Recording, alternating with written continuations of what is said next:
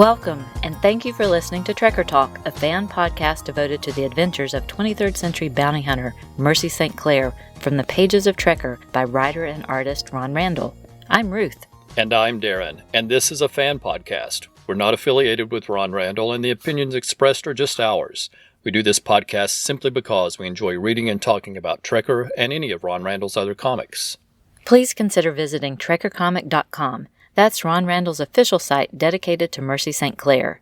It features an archive of great Trekker material so you can sample the stories, and we're sure that will make anyone a fan of the series. You'll also find links to Ron Randall's Etsy store and his Redbubble store, as well as ways to contact him, including links to follow him on Instagram, Blue Sky, and Facebook. TrekkerComic.com also has a link to his Patreon page, where it is easy to donate and help support the brand new Trekker material if you'd like. For a small monthly donation, you get an early look at each week's page, along with a terrific behind-the-scenes look at the development of the page. In this episode, we're covering the Darkstar Zephyr, which is the main story in the Darkstar Zephyr trade paperback collection. It also features the short stories Shore Leave and Bedeviled that we will cover in an upcoming episode. We hope everyone has picked up the book, which was published through Kickstarter, so it's entirely thanks to Trekker fans like you that the book exists. And speaking of Kickstarter campaigns, Ron Randall just completed another successful Kickstarter campaign for the new book, Rebel Heart. We had hoped to get a new episode out during that campaign, but didn't quite make it. So if you missed out on that latest campaign, you can check out Ron's Etsy store when it is added in the near future.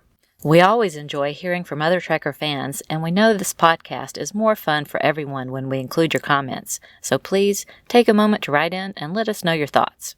You could share your Trekker origin story or just let us know what you like most about the series or the characters.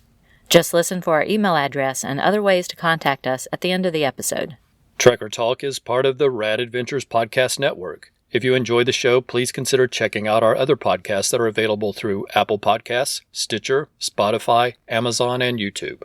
Warlord Worlds is devoted to the comic creations of writer and artist Mike Grell, including the Warlord, John Sable, Green Arrow, and more. And Xenozoic Xenophiles covers the post-apocalyptic adventure series Xenozoic Tales, featuring Cadillacs and dinosaurs by writer and artist Mark Schultz. Ron Randall, Mark Schultz, and Mike Grell are our favorite comic creators. Their stories are always filled with adventure and interesting characters, and their art is excellent. We hope you'll try out our other shows, and you'll find links to those podcasts in our show notes.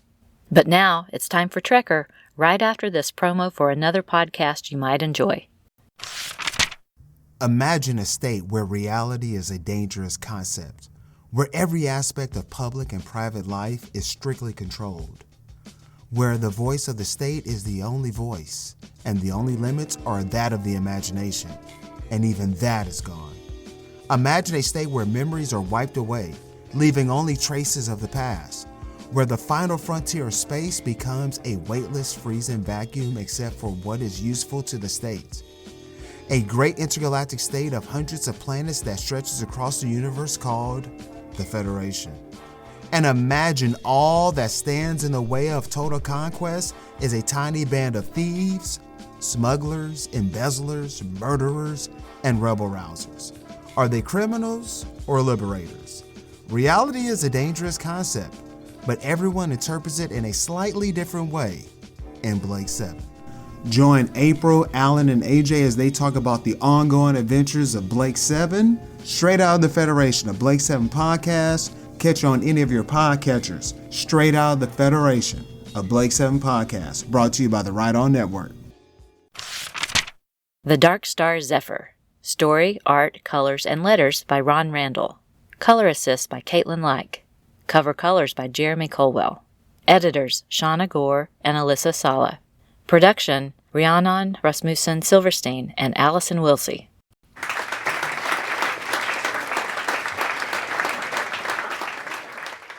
Our story opens with Molly performing at a club in Chapeltown, while an enamored Mercy watches from the audience. Another audience member has noticed Mercy's intense gaze and comments, "I really like her style," pulling Mercy out of her loving trance.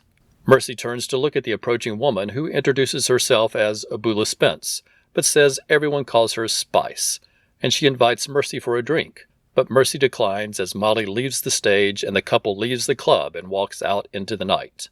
Walking arm in arm, the couple soon find themselves surrounded by a group of ruffians, and as Mercy leaps into action, Molly asks her to please take it easy on them. As Mercy and Molly walk away from the scattered, passed-out bodies of their attackers, they don't notice a cloaked figure watching from the shadows. Back at home, the two discuss the need to leave Chapeltown soon because they know the council will send more agents, and thanks to a couple of recent bounties and Molly's income from the club, they realize they finally have enough to depart.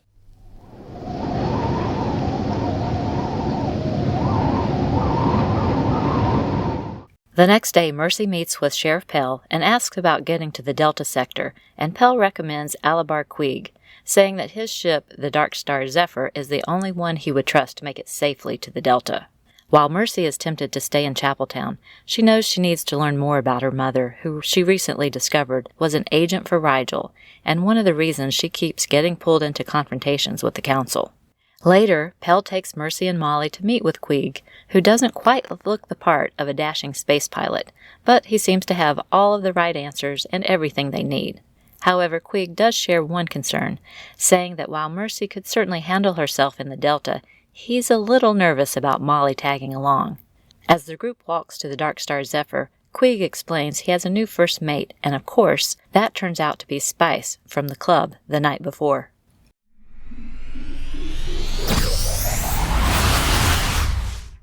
A large storm leads to a bumpy launch for the Darkstar Zephyr, but Queeg easily shows why Pell recommended him as the ship dodges council patrols and sensor stations on its way to the Delta sector.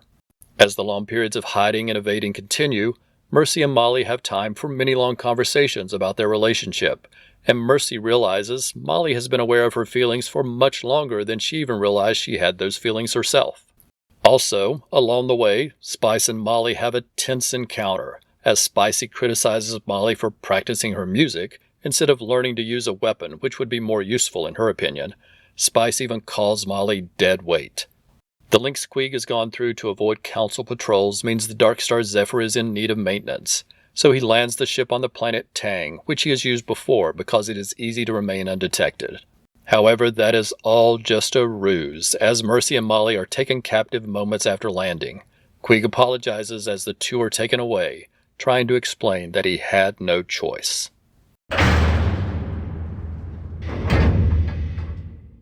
Mercy finds herself shackled to a chair that is bolted to the floor.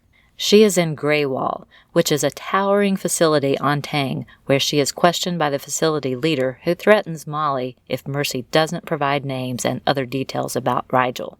However, he doesn't know Mercy, who rips the chair from the floor, launching herself across the table and taking out several of those in the room, but the guards respond with Zapper Jolt blasters, which are electrified batons, and Mercy soon collapses to the floor and is thrown back into a cell. But they didn't realize that Mercy managed to tear off part of one of the Jolt blasters to use on the seams of the cell door. The work on the seams is slow going, and Mercy endures several more interrogations before someone drops an electromagnetic pulse EMP emitter into her cell. Mercy immediately knows this will short out the cell door's magnetic lock, but it also includes a message to wait. So she waits. Later, there is a sudden loud noise followed by a blackout, and Mercy knows the wait is over. Mercy uses the EMP to open the cell door, but knows guards will be swarming the facility, and she is correct as she ends up in an immediate fight with multiple guards. Her training, adrenaline, and sheer desperation push her through the fight, and she is able to get Molly's location from the last guard before putting him to sleep with his own zapper. There are more guards to dispose of along the way, but Mercy finally finds Molly's cell, and the two stick to the shadows as they make their way through the facility toward the exit.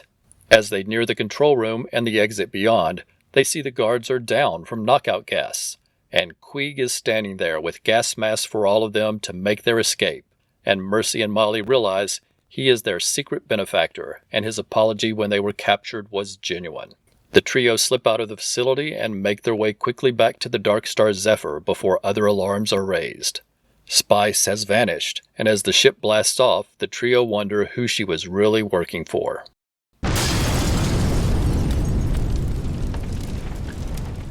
Then Mercy and Molly hear a huge explosion and see a large hole ripped into the gray wall facility, and Queeg explains he needed to destroy the command center to make sure there were no records of his involvement in the escape.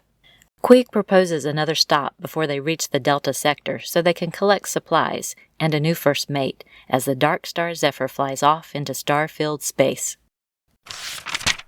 This book really propels the story forward. Both the adventure story, as Mercy truly launches into the stars on a quest, as well as the relationship story of Mercy and Molly that longtime readers have seen develop over time. There are many action sequences in this issue that keep the story moving quickly, but Ron Randall still finds perfect moments to slow the story down so that Mercy and Molly have a chance to build their new relationship.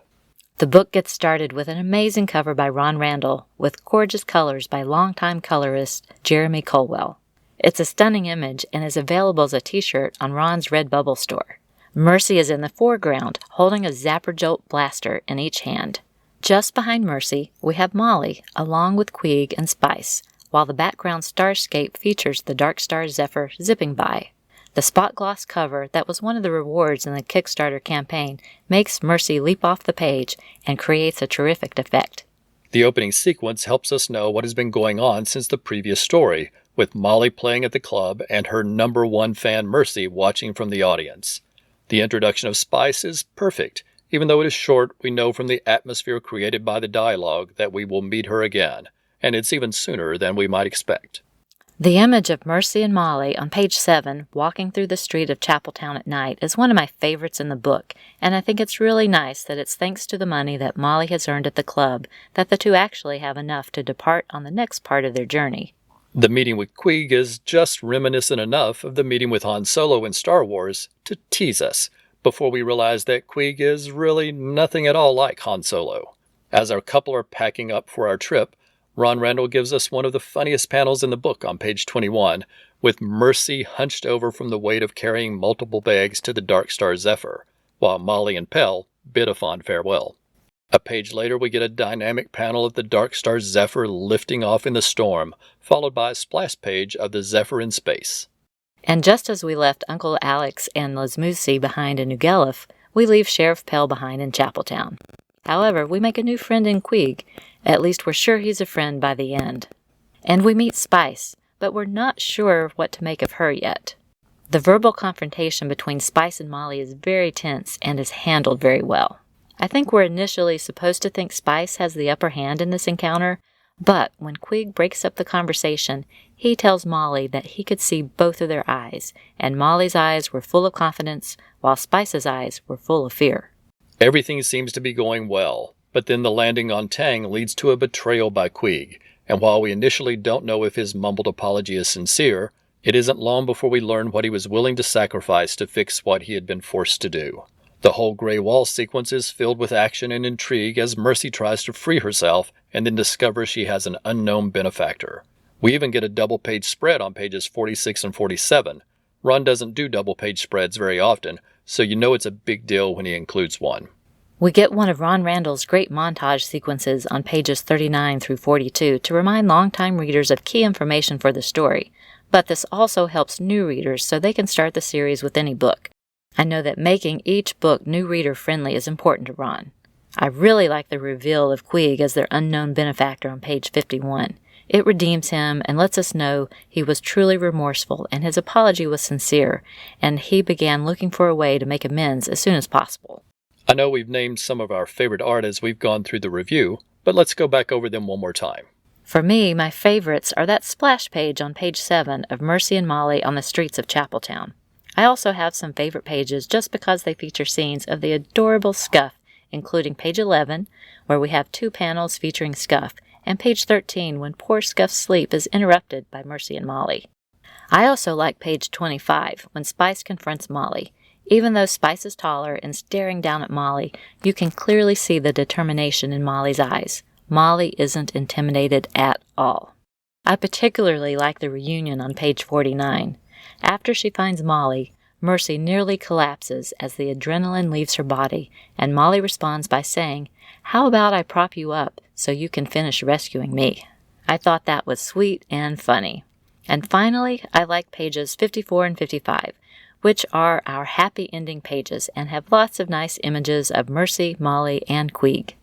I particularly like the very first panel in the book, seeing Molly performing on stage and Mercy watching from the audience. It's a simple and sweet start to the book. I mentioned before that I like the funny panel of Mercy carrying all of the luggage on page 21. Mercy's in the background, so it's unobtrusive, but it's a very humorous moment that repeatedly makes me chuckle. The splash page on page 31 showing the Gray Wall facility and the city surrounding it is terrific. It establishes the scope of the city, and the Gray Wall facility is clearly a menacing part of the skyline. Page 51 is another favorite because I like seeing all that Queeg has done to orchestrate the escape, and it reassures the reader that he is a good guy after all. And finally, I have to say that I really like the reference on page 28 when Molly is serenading Mercy, and Mercy comments that she's never had a soundtrack on her travels before. Of course, fans of Ron Randall know he frequently posts the albums he's listening to while working on Trekker, and he refers to that music as the Trekker soundtrack. So it's a nice Easter egg for fans. And of course, a Trekker soundtrack playlist was one of the campaign rewards for the Reckoning on Rigel Kickstarter. That soundtrack playlist features songs by The Pretenders, Sting, Blondie, and others. It also features songs by Julie Fowlis, who Ron thinks of when Molly is singing in Trekker, as well as Richard Thompson. Longtime readers may remember the character of Thompson Richards from the early stories. He was Mercy St. Clair's neighbor in New Guelph. The playlist also features selections from the soundtrack to Longmire. Those books and that TV series are favorites of Ron's. The Darkstar Zephyr is an awesome book packed with action, intrigue, suspense, and romance. It's a great story, and we hope you all enjoyed it as much as we did.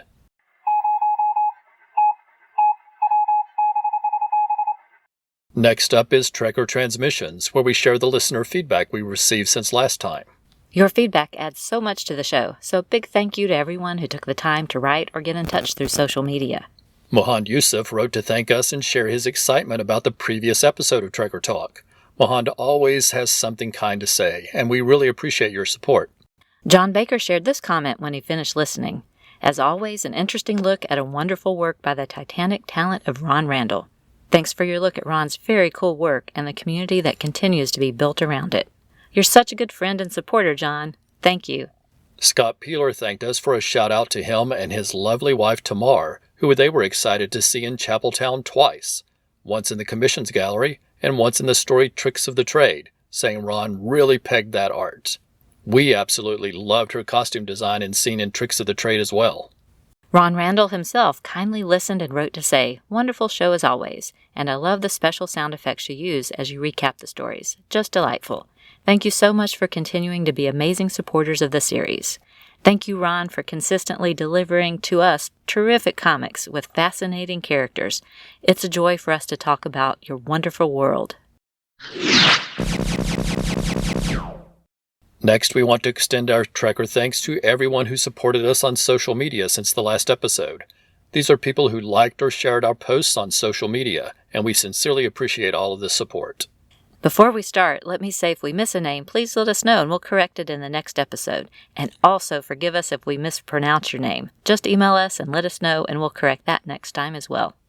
Arthur Ratnick, Austin Appleby, Brian Mulvey, Sherelle Christensen, Clinton Robeson, Colin Stapleton, Gary Woolard, Gene Hendricks, Jeff Mullins, Jerry Green, Janet Marshman, Jeff Messer, John Baker, Kevin Carrier, Luke Ed, Mark Garrison, Mark Rhodes, Matthew C., Mahan Yusuf, Patrick Daly, Paul Ken, Professor Allen, Randy Carter, Ranger Gord, Ron and Lynn Randall, Ruth Michaels, Ruth Rice, Scott and Tamar Peeler, Sean Holland, Tim Price, and Warren Montgomery. Thank you again, everyone. We sincerely appreciate all of your support. And we'll be right back after we play a promo for another podcast that you might enjoy.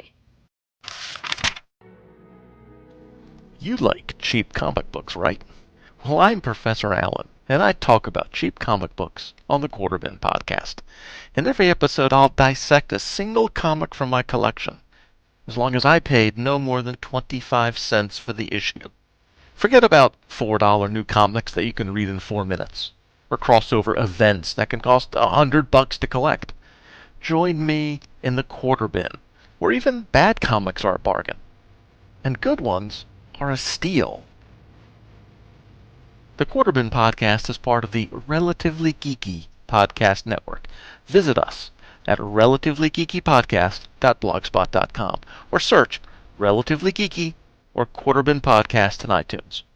I guarantee it'll be worth every penny. Before we go, we want to provide our contact information. If you want to contact us directly or have something you would like to have read on the show, then please send an email to trekkertalk@gmail.com. You can find us on Facebook, Instagram, Threads, and Blue Sky as Trekker Talk, and you can visit our website at trekkertalk.com for links to all of our social media pages. You can listen to our show through Apple Podcasts, Amazon Podcasts, Stitcher, Spotify, and all of our episodes are always available at trekkertalk.com and at radadventuresnetwork.com. You can also find the show on YouTube as part of the Rad Adventures Network. That's RAD, R-A-D, which is short for Ruth Ann Darren. On the Rad Adventures YouTube channel, you'll find all of the episodes of all of our podcasts, including Trekker Talk, as well as Xenozoic Xenophiles about the Cadillacs and Dinosaurs series Xenozoic Tales by Mark Schultz, and Warlord Worlds about the comic creations of Mike Grell, including the Warlord, John Sable, and Green Arrow. If you like the show, please consider leaving a review. Every review helps the podcast be more likely to show up in search results. And on YouTube, we hope you'll subscribe to the channel and give us some likes on the videos. Remember, at trekkercomic.com, you'll find an archive of material, as well as all of the ways you can follow Ron Randall. Thanks so much for listening. We hope you'll come back next time for another new episode of Trekker Talk.